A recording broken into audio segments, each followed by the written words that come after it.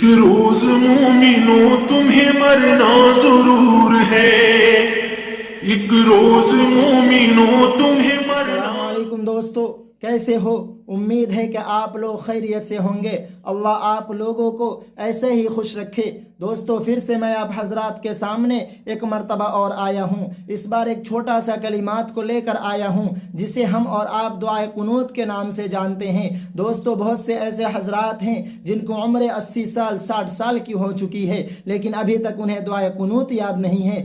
آخر وہ وتر کی نماز میں پڑھتے ہیں تو آخر کیا پڑھتے ہیں؟ دوستو، میں آپ کو بتاتا چلوں کہ دعائے قنوت کہاں کہاں اور کس جگہ پہ پڑھنے کی ہمیں ضرورت آتی ہے۔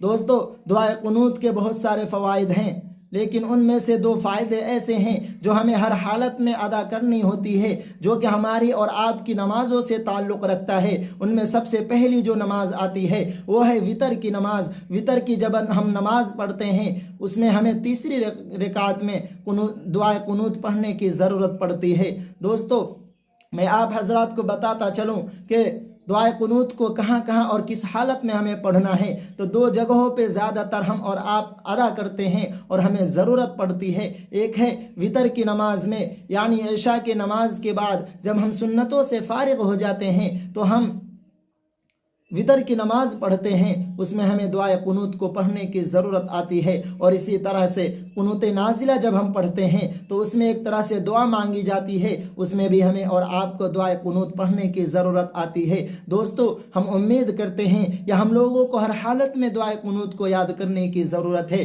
کیونکہ اس کے بغیر ہماری اور آپ کی وتر کی جو نماز ہے وہ آدھا ادھوری رہ جاتی ہے۔ نماز تو ہو جاتی ہے کسی بھی حالت میں، لیکن ہماری اور آپ کی نماز آدھا ادھورا رہ جاتا ہے۔ اس لیے ہمیں اور آپ کو دعائے قنوت کو یاد کرنے کی ضرورت ہے۔